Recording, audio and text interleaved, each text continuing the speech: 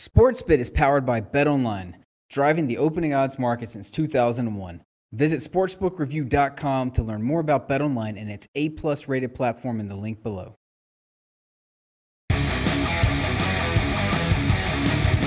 Big game breakdown. Let's get into it. Virginia and Miami. The Hurricanes coming off two huge wins. Unfortunately, two huge wins that cost me money in both games.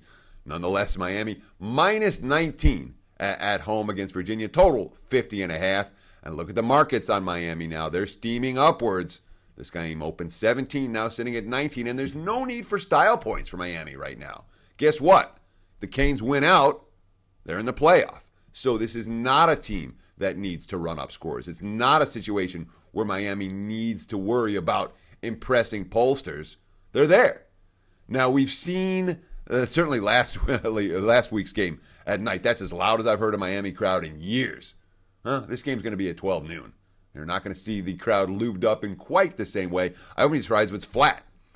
Miami, certainly from a defensive standpoint, I mean, they've overpowered teams that needed to run the football. I found out the hard way last week about what they were able to do at the line of scrimmage against Notre Dame, number 2 in the nation in tackles for loss, 8.8 TFL per game. But Virginia can't run the football anyway. They haven't reached 200 rushing yards in any game this season. The Cavs offense, it's all about throwing the football. Kurt Benkert, he can air it out. The senior, 2,492 yards, 21 touchdowns, and only 7 INTs on the campaign. Now, look, Benkert's no superstar in the making, but he is absolutely a veteran, serviceable quarterback who doesn't necessarily make a ton of mistakes. You talk about this turnaround for Miami and how this team's come to be number 3 in the country right now.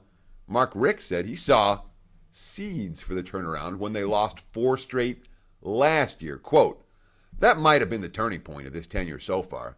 How did we react when we lost 4 in a row? Guys could have started doubting the coaching staff, but that never really happened. We did a good job of establishing team unity and work ethic and trust going into the season. And when things got rough, the adversity hit, we held up well."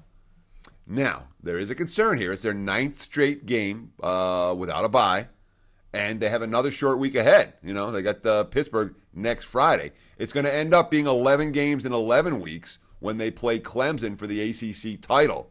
This is a very talented Miami team. It is not a very deep Miami team.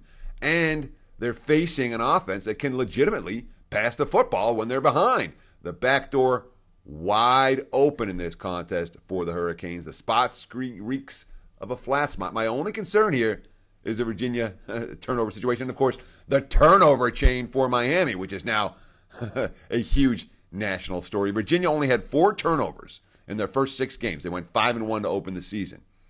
They're 1-3 over the last 4 weeks, all 3 losses by 17 plus. And during that span, they've turned the ball over 8 times. Virginia's going to cover the number. They're going to have to avoid the turnovers. That being said, this is not a spot to be laying points with Miami in a game where they're quite likely to be on the flat side. Hey guys, thanks for tuning in to our channel. Now, we've put a lot of work into producing all these free videos, so please help us out and keep all our content free for you forever by simply liking, sharing, commenting, and subscribing. Now, not to mention, a visit to our industry-leading website will warm the hearts of all our SBR employees, especially myself. Now, the links are over there to the left, so do check those out. Thanks for watching.